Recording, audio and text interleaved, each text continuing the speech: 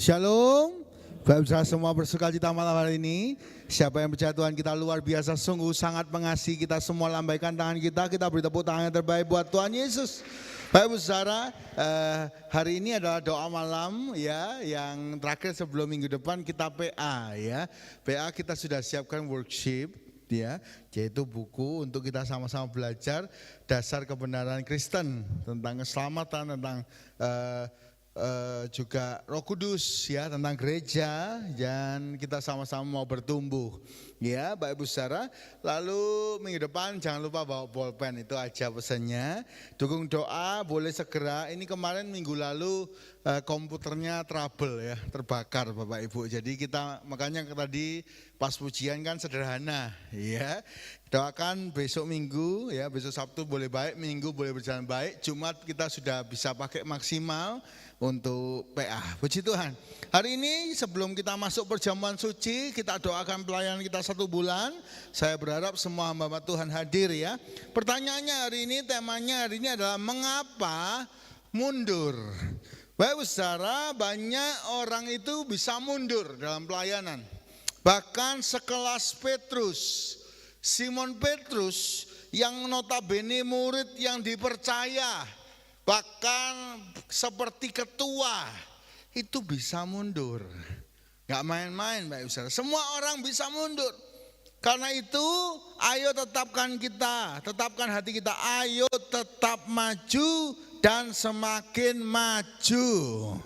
Katakan sama-sama, ayo tetap maju dan semakin maju. 1, 2, 3, ayo tetap maju dan semakin maju di dalam Tuhan. Nah Bapak Ibu Saudara, di akhir zaman ini yang terdahulu bisa jadi yang terkemudian. Berarti apa? Mundur. Harusnya yang terdahulu, harusnya maju pesat, ternyata dia disalib. Terjadi yang terkemudian karena dia mundur. Petrus harusnya paling maju, tapi dia ternyata mundur Bapak Ibu Saudara ya.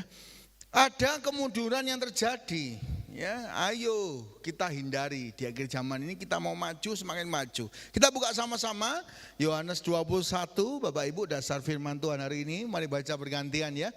Ayat 1 sampai 14. Ada 3 alasan kenapa orang bisa mundur dari pelayanan yang begitu luar biasa, pelayanan yang harusnya maju. Kenapa kok bisa mundur? Kita buka Yohanes 21 ayat 1 sampai 14, mari baca bergantian. Saya ayat 1, Bapak Ibu Saudara 2, begitu seterusnya sampai ayat 14 ya. Yohanes 21 ini ketika Petrus sudah nyangkal, Tuhan Yesus sudah disalibkan, dan Tuhan Yesus bangkit, ketemu mereka lagi. Mereka sudah mundur. Dulu diangkat jadi penjala manusia, mereka kembali menjadi penjala ikan. Mundur ya. Ayat 1. Kemudian Yesus menampakkan diri lagi kepada murid-muridnya di pantai Danau Tiberias, dan ia menampakkan dirinya sebagai berikut. 2 Bapak Ibu Saudara, 1, 2, 3.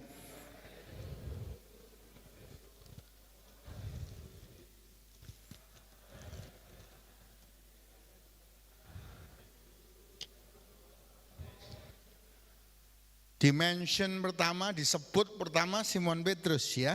3, kata Simon Petrus kepada mereka, aku pergi menangkap ikan. Mundur ya, dari menangkap ikan, Tuhan angkat jadi penjala manusia, turun lagi. Aku mau nangkap ikan lagi. Aku mau kembali ke hidupku yang lama. Aku mau seperti dulu-dulu lagi aja. Kata mereka kepadanya, kami pergi juga dengan engkau. Mereka berangkat lalu naik ke perahu, tetapi malam itu mereka tidak menangkap apa-apa. 4 Bapak Ibu Saudara, 1, 2, 3.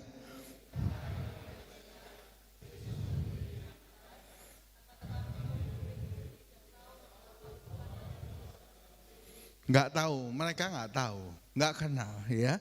5, kata Yesus kepada mereka, hai anak-anak, adakah kamu mempunyai lauk pauk? Jawab mereka, tidak ada. Mereka berharap kembali menjadi penjala ikan, itu banyak lauk pauk ya, lauk pauk.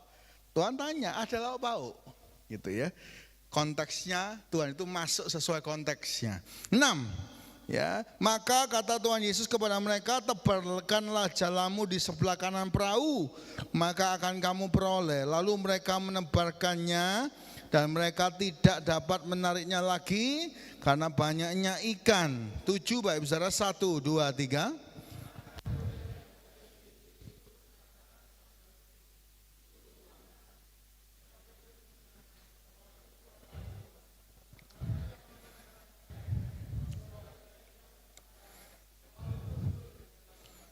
Bapak Ibu kalau mau renang, ya bapak-bapak kalau mau renang buka baju apa pakai baju? Harusnya kan kalau mau renang kita pakai buka baju, pakai celana renang, masuk air. Ini Petrus enggak, karena dia ini terputus sama Tuhan. Dia enggak kenal itu Tuhan. Yang kenal pertama itu Yohanes, murid yang dikasih. Diberitahu, Petrus itu Tuhan. Dia baru sadar. Oh itu Tuhan, dia pakai baju, dia lompat ke air. Ya kita baca ayat 8. Murid-murid yang lain datang dengan perahu karena mereka tidak jauh dari darat. Hanya kira-kira 200 hasta saja dan mereka menghela jala yang penuh ikan itu. 9 Bapak Ibu Saudara, 1, 2, 3.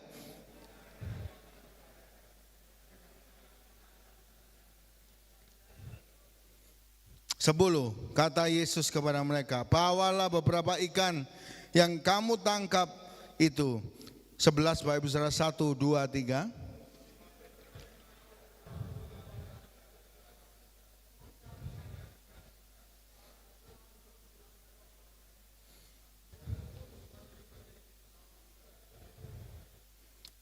Dua belas, kata Tuhan Yesus kepada mereka, marilah dan sarapanlah. Tidak ada di antara murid-murid itu yang berani bertanya kepadanya, siapakah engkau? Sebab mereka tahu bahwa ia adalah Tuhan. Mereka baru tahu setelah Yohanes teriak. Ya, orang yang intim sama Tuhan itu kenal Tuhan, tahu Tuhan, gitu ya.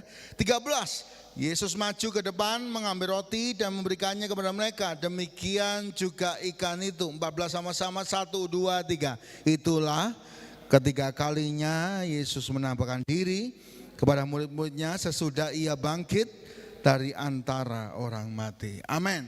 Bapak Ibu kalau baca ayat 15, pertanyaan untuk Petrus 3 kali.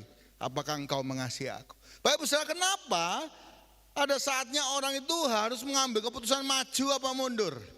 Ya. Kenapa? Apa alasannya orang itu bisa mundur? Ya, kita belajar dari Petrus supaya kita nggak mundur, tapi kita maju di dalam Tuhan. Yang pertama, kenapa orang bisa mundur? 1, dikuasai ketakutan. Apa Bapak Ibu, dikuasai apa? Ketakutan. Ketakutan ini abstrak. Semua orang itu bisa takut. Kadang takut gak tahu apa yang ditakutkan. Satu kali eksperimen Bapak Ibu Saudara, anak kecil ya, itu waktu masih kecil ya, umur 3 tahun, dia dikasih benda putih. Setiap kali dia megang benda putih dikasih suara ledakan, dar. Dar. Dia pegang tikus putih meletus, dar. Kalau yang hitam enggak. Apa yang terjadi? Seumur hidupnya dia trauma dengan benda putih. Ya, takut manusia itu kadang enggak jelas gitu. Karena sesuatu hal ini dan itu. Petrus juga. Walaupun kenyataannya memang menakutkan. Ya, waktu Tuhan Yesus ditangkap mereka ketakutan semua. Padahal mereka sudah diberitahu berulang-ulang sama Tuhan, aku akan ditangkap. Kamu harus kuat. Gitu ya. Mereka tapi ketakutan, mereka khawatir. Apakah hari ini kita takut Bapak Ibu? Seringkali kita mundur karena kita takut. Takut dirasani ya, takut dihakimi ya, takut tidak layak. Ada orang merasa takut tidak layak, takut ini, takut itu. Bapak Ibu Saudara, ayo hari ini kita maju terus. Yang mau katakan amin. Gak ada yang boleh ngalangi kita. Ayo jangan takut. Petrus takut. Karena itu dia menyangkal 3 kali, ya. Bukan pertanyaan itu ya, jokes ya. Mengapa Petrus menyangkali 3 kali? Karena perut sakit, Pak Saudara. Ini bukan karena dia takut. Takut, ditanya, kamu ini pasti orang yang sama, muridnya Yesus kamu. Dia takut. Pak Saudara, hari ini apapun yang kita hadapi, apapun tantangan kita, yang pertama, ayo tetap tenang, jangan takut. Ya, ayo kuasai diri dari namanya takut. Bapak Ibu, sehebat-hebat apapun petinju, kalau takut menang apa kalah? Kalah. Sehebat-hebat pun apapun atlet, kalau takut keluar kemampuannya? Enggak keluar. Mental itu paling penting. Ya, karena itu firman Tuhan berkata 1 Petrus 4 ayat 7. Kita baca sama-sama. 1 Petrus 4 ayat 7. 1, 2, 3. Kesudahan segala sesuatu sudah dekat. Karena itu kuasailah dirimu dan jadilah tenang supaya kamu dapat berdoa. Orang takut tidak bisa berdoa. Tapi kalau orang bisa tenang, kuasai dirinya, dia bisa berdoa. Dan ada kuasa di dalam doa. Kenapa takut Bapak Ibu Saudara? Mungkin hari ini karena berita. Klik ya. Petrus lihat berita. Oh tadi disalib, murid-muridnya bakal disalib juga nih. Mungkin kita dengar berita. Oh takut ada ancaman ini, ancaman itu. Takut di kerjaan kita gini, di kerjaan kita gitu. Takut kesehatan, takut penyakit. Ya, karena itu Bapak Ibu kenapa kok kita harus imbangi dengan firman? Supaya kita enggak takut. Kita ingat Tuhan kita lebih besar dari masalah kita. Tuhan masih pegang kendali dunia ini dan hidup kita. Boleh beri tepuk tangan buat Tuhan yang besar dan ajaib. Bapak Ibu contohnya, apalagi mungkin ada ancaman seperti yang dialami Elia.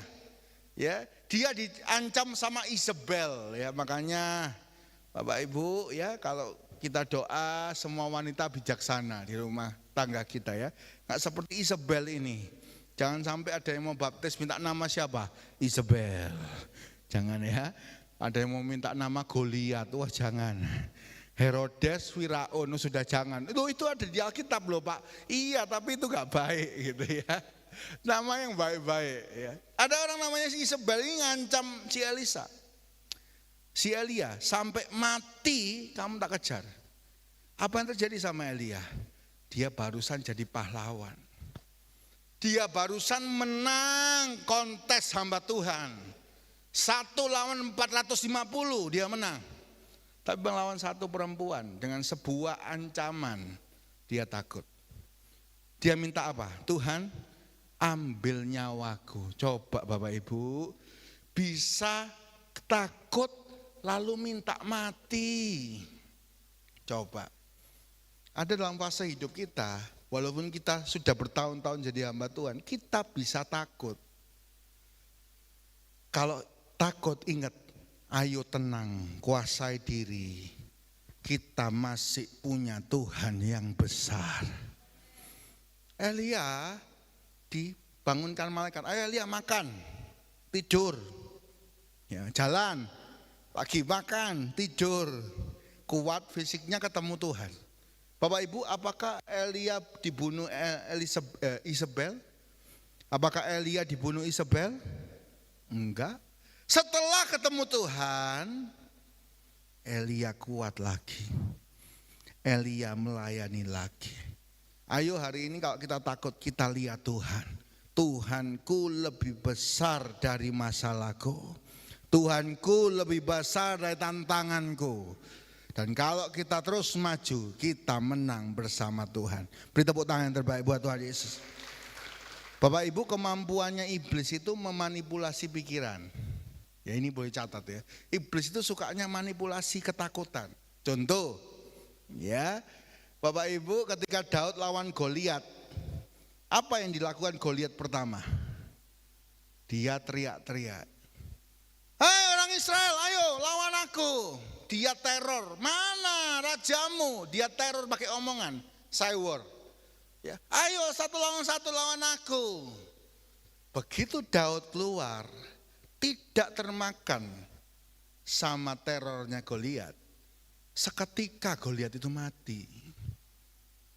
Yang besar, masalah yang kelihatan besar, masalah yang kelihatan hebat, itu meneror kita. Kalau kita nggak kemakan teror, nggak apa-apa. Aku bersama Tuhan menghadapi masalah ini pasti selesai. Begitu kita keluar, masalah itu sederhana. Tuhan selesaikan.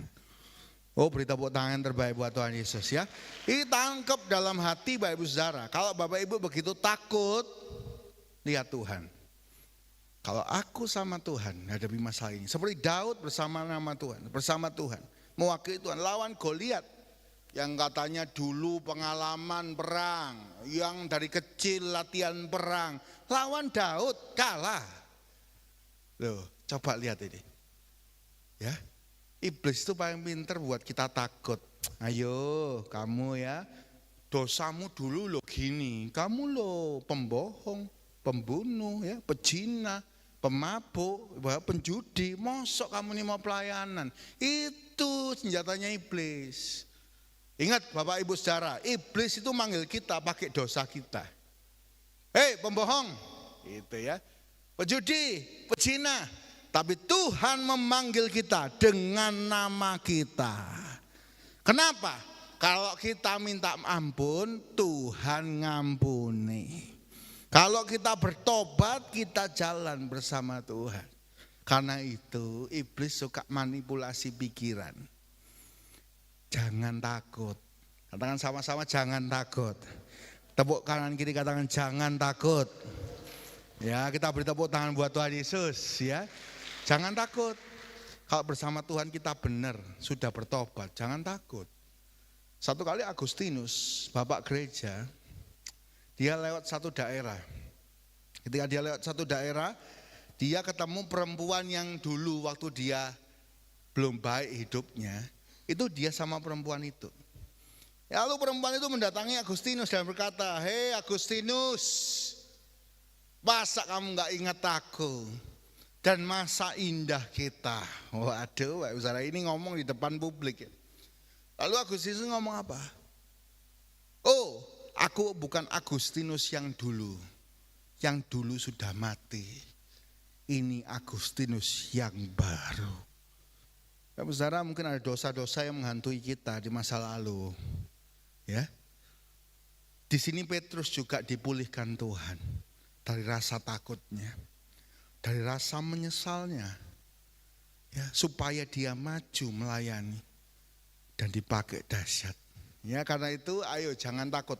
Takut masalah, takut intimidasi iblis, ya, takut tidak bisa maju. Oh, selalu Bapak Ibu kalau kita bikin event selalu ada ketakutan. Oh, jangan-jangan nanti gak ada yang datang, ya.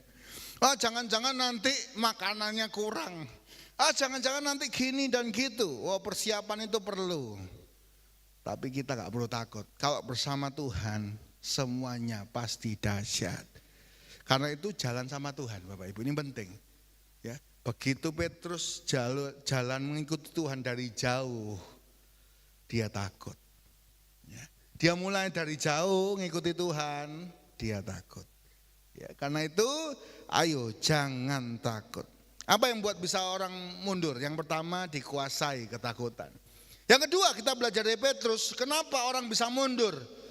Dari penjalai manusia balik penjalai ikan lagi. Yang kedua karena disibukkan oleh soal perut atau soal penghidupan. Ya, Bapak Ibu Saudara, ketika Petrus ini ikut Tuhan lama, dia lihat 5 roti, 2 ikan, makan 5.000 orang. Dia selalu dipelihara Tuhan, bayar pajak, suruh mancing, ya, mancing di danau Tiberias, dapat ikan, di mulut ikan ada 2 koin, buat bayar pajak. Waduh, Pak, usaha luar biasa ya.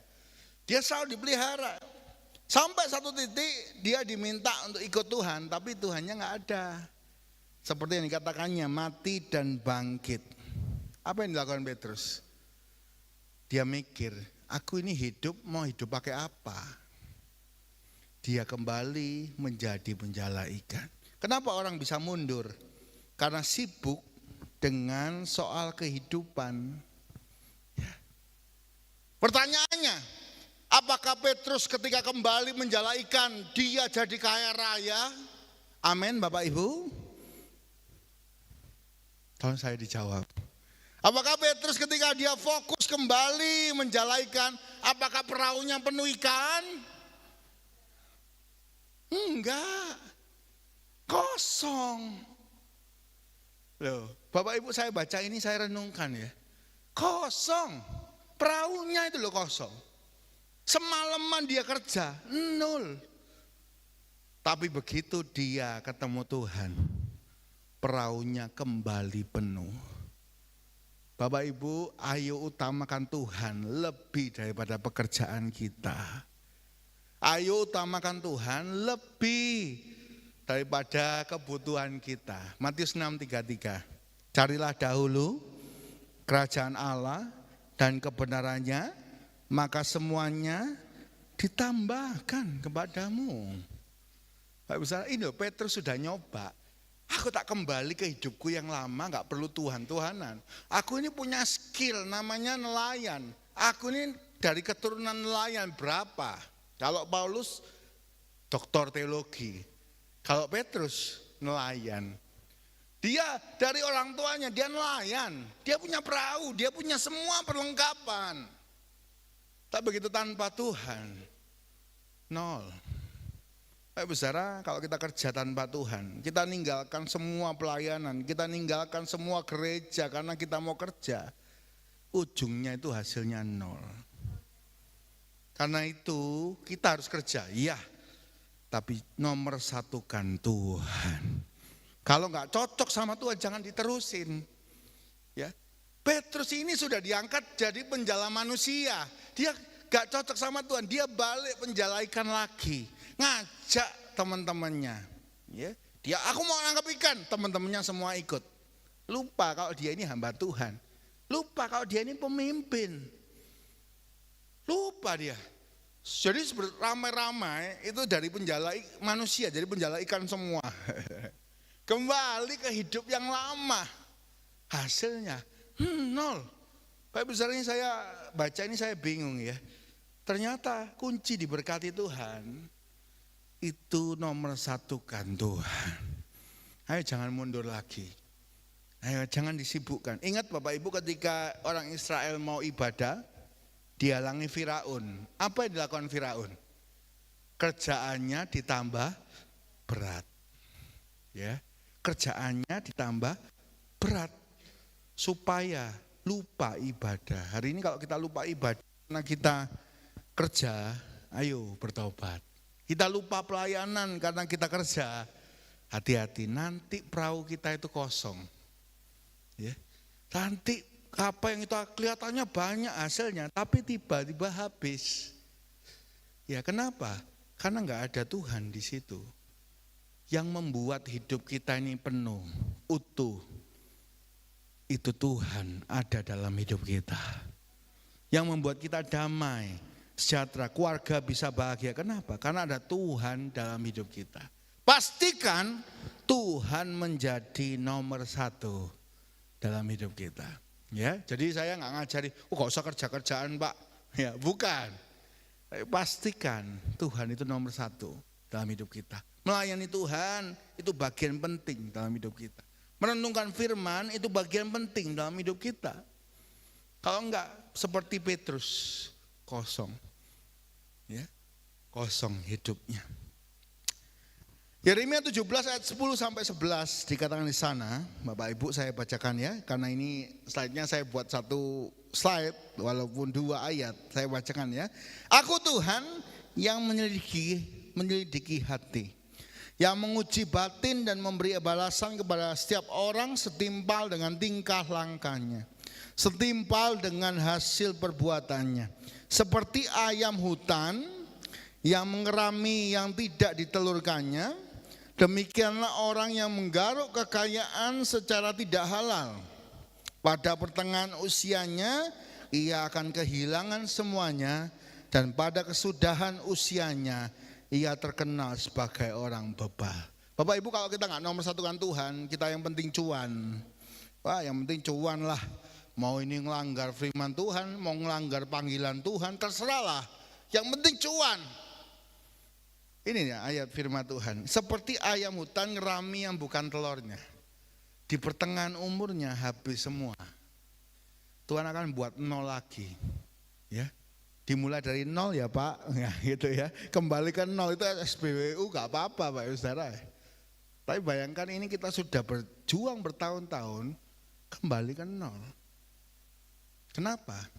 Karena Tuhan tidak diutamakan. Ya. Karena itu ayat ini sebelumnya dan sesudahnya, diberkatilah orang yang mengandalkan Tuhan. Hari ini ayo andalkan Tuhan dalam pekerjaan kita, pelayanan kita. Ya, jangan sampai mundur seperti Petrus karena soal-soal penghidupan dan keuangan. Yang ketiga, yang terakhir Bapak Ibu, D yang 3. Nah, ini saya agak sedikit maksa Bapak Ibu saudara ya, mohon dimaafkan ya. Nanti saya ganti pakai bahasa Inggris saja. Disconnect dengan Tuhan ya. D yang pertama apa Bapak Ibu? Dikuasai ketakutan. Ya, ayo kita jangan takut. Pegang Tuhan, jangan takut. Iblis tuh pakainya suka takut, ya, takut masa depan, takut masa lalu, ya, takut ini dan takut itu. Kalau aku pelayanan takut dirasani, ya. Iblis suka pakai takut. Jangan takut. Selama kita bersama Tuhan, jangan takut. Yang kedua, D yang kedua apa Bapak Ibu? Disibukkan dengan soal penghidupan atau soal perut, ya. Dan yang ketiga adalah disconnect dengan Tuhan ya. Saya nanti perbaiki ini jadi bahasa Inggris, jangan terganggu dulu Bapak Ibu Saudara ya. Disconnect dengan Tuhan. Bapak Ibu Saudara, bayangkan ketika murid-murid itu lihat Tuhan, mereka gak kenal semua. Saya bayangkan ini ya. Mereka gak tahu semua. Tapi Yohanes tahu. Nah ini, orang kalau intim sama Tuhan itu bisa tahu, bisa kenal, bisa dekat sama Tuhan. Ayo kita intim dengan Tuhan. Kenapa Petrus begitu mundur? Karena dia mengikuti dari jauh. Dia terputus hubungannya dari Tuhan. Ya, kita baca Yohanes 21 ayat 7 ya, tadi ayat itu ya. Kita baca sama-sama, 1, 2, 3. Maka murid yang dikasih Yesus itu berkata kepada Petrus, itu Tuhan. Ketika Petrus mendengar bahwa itu adalah Tuhan, maka ia mengenakan pakaiannya, sebab ia tidak berpakaian, lalu terjun ke dalam danau. Enggak tahu, yang lain enggak tahu. Yohanes langsung ngomong, Petrus ya, itu Tuhan. Dia noleh, dia baru sadar. Ya, begitu jauhnya Petrus dari Tuhan. Sehingga ketika Tuhan tanya, ada lauk pauk, itu sampai gak kenal suaranya. Gak kenal hatinya Petrus ini. Disconnect dengan Tuhan. Bapak Saudara, ada satu lagu bagus ya, ciptaan Siti Mohede, dinyanyikan Siti Mohede dan Anggi Marito ya. Judulnya Terhubung ya. Saya dengerin ya, sehari-hari mau tidur saya dengerin itu lagu ya. Ku terhubung denganmu, selalu melekat di hatimu. Firman-Mu itulah dasar hidupku, yang berdaulat atasku. Bapak Ibu, sudahkah kita terhubung dengan Tuhan?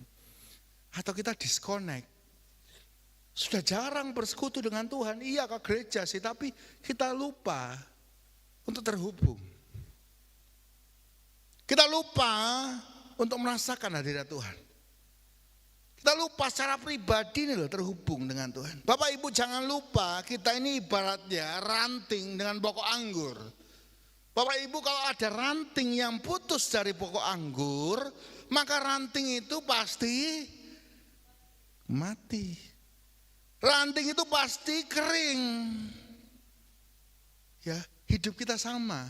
Kalau kita nggak connect sama Tuhan, rohani kita pasti mati, tumpul. Nih loh. Petrus itu tumpul, rohaninya tumpul.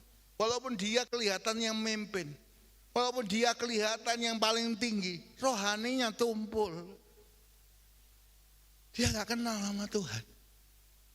Begitu diberitahu itu Tuhan, dia kaget. Dia pakai baju lalu dia lompat ke danau karena dia malu. Saudara, ayo kita bangun terus hubungan dengan Tuhan. Seperti pokok anggur dan ranting. Ya, kenapa kita menjadi kering hidup kita, ya, menjadi putus asa, menjadi pribadi yang tidak berbuah, menjadi kering, gampang marah dan sebagainya. Kenapa? Karena kita nggak connect sama Tuhan. Ayo kita connect, baik secara komunal gini ya. Tadi tim praise and worship bawa kita dalam pujian yang indah, ya. Kita secara komunal, tapi juga secara pribadi. Di mobil Bapak Ibu sendiri, ya. Ayo ngomong-ngomong sama Tuhan, nyembah Tuhan. Naik motor, pakai headset, ya, dalam perjalanan. Ayo terkoneksi sama Tuhan. Membangun hubungan dengan Tuhan itu harus mendalam, sehingga kita ini semangat. Bapak Ibu, jangan lupa fondasi pelayanan kita, saya selalu ingatkan ini ya. Fondasi pelayanan kita bukan apa kata orang. Kalau kata orang itu bisa berubah terus. Ingat, ketika Tuhan Yesus masuk Yerusalem, naik keledai, ya, maka orang-orang Yerusalem berkata apa? Hosana, Hosana bagi anak Daud. Ya. Tapi ketika 1 minggu kemudian, setelah Minggu Palma, adalah Jumat Agung, 5 hari, orang yang sama ngomong apa? Salibkan dia, salibkan Yesus. Bapak Ibu, kalau base fondasi pelayanan kita kata orang, kita akan berhenti, cepat berhenti pelayanan. Kita akan mundur pelayanan. Orang hari ini dukung, besok bisa gak cocok. Ada yang dukung di depan kita, ngerasani di belakang, oh banyak. Iya kan? Ada orang support kita, besok berubah gak support. Apa dasar pelayanan kita? Dasar pelayanan kita adalah hubungan kita dengan Tuhan. Karena itu pelayan Tuhan harus punya hubungan pribadi. Jam-jam doa kita sendiri itu yang membuat kita kuat melayani Tuhan, yang membuat kita fokus melayani Tuhan. Apa kata kanan kiri terserah, yang penting aku ini tahu apa yang aku mau lakukan buat Tuhan. Ya, itu Bapak Ibu Saudara. Kalau enggak kita akan goyah, maju mundur, maju mundur, maju mundur, ya kan, mundur. Tiba-tiba hilang. Saya berdoa kita boleh sih mundur 1 langkah, tapi majunya 5 langkah. Ya, boleh mundur 1 langkah, tapi majunya 10 langkah. Jangan sampai majunya 1 langkah, mundurnya 100 langkah. Itu yang menjadi terkemudian. Banyak orang berhenti ngelayan Tuhan. Kenapa? Karena 3D nih Bapak Saudara. Yang pertama apa? Dikuasai ketakutan. Jangan takut. Alkitab mencatat jangan takut 365 kali. Supaya kita jangan takut setiap hari. Ya, jangan takut. Yang kedua, disibukkan dengan persoalan hidup ya. Soal penghidupan, soal perut. Sehingga lupa mundur pelayanan. Turun lagi dari penjala manusia jadi penjala ikan. Dapatnya apa? Kosong. Ya, jangan kita ngutamakan dunia daripada Tuhan. Nanti kita kosong. Ya. Kosong nanti. Ayo utamakan Tuhan, ya. Kebenarannya, kehidupannya, apa yang Tuhan mau dalam hidup kita. Yang ketiga, disconnect dengan Tuhan. Ternyata kita lama gak bersekutu. Kelihatannya doanya rutinitas. Pagi bangun tidur, terima kasih Tuhan, syukur buat hari ini. Siang mau makan, wah doanya 5 kali kan ya. Pagi, malam, 3 kali makan. Ya, teman saya mau doa di warung depan kampus, teman kuliah. Ya, saya bingung ya, saya lihat kanan kiri kan rame, lagi makan siang Pak. Dia jatuhkan sendok, klotak gitu ya, lalu dia ambil. Terus lalu dia makan, loh saya tanya, lo gak doa kamu? Iya wes tadi pas jatuh dong sendok tadi. Isin dong, coba ya, doamu apa kok cepet deh, idem Tuhan sampai tadi pagi ya. Kadang kita doanya rutinitas, ibadahnya rutinitas. Tuhan mau lebih daripada itu, kita punya hubungan sama Tuhan. Ketika Tuhan datang, ya, Tuhan ngomong, Yohanes itu peka, itu Tuhan, langsung tahu. Yang lain gak peka, yang lainnya diem aja. Orang kalau punya hubungan sama Tuhan itu peka. Oh Tuhan maunya gini, aku harus ikut. Oh Tuhan cocoknya aku nih harus masuk pelayanan seperti ini. Aku mau ikut. Ya, ayo kita terus melayani Tuhan. bukan cuma rutinitas. Kita melayani pribadinya, melekat kepadanya. Sampai satu kali kita ketemu Tuhan, Tuhan ngomong, hai hambaku yang baik dan setia. Bukan hai hamba rutinitas, bukan. Bukan hai hamba kebiasaan, bukan. Tapi hambaku yang baik dan setia. Mari terus maju dalam Tuhan dan mengasihinya. Tuhan berkati kita semua. Mari pemain musik maju ke depan, WL Singer ya. Kita mau masuk hadirat Tuhan. Kita mau rindu terus. Kita nyanyi bertemu muka dengan muka. Biar kita boleh terhubung terus di dalam hati Tuhan, dalam hidupnya. Bersekutu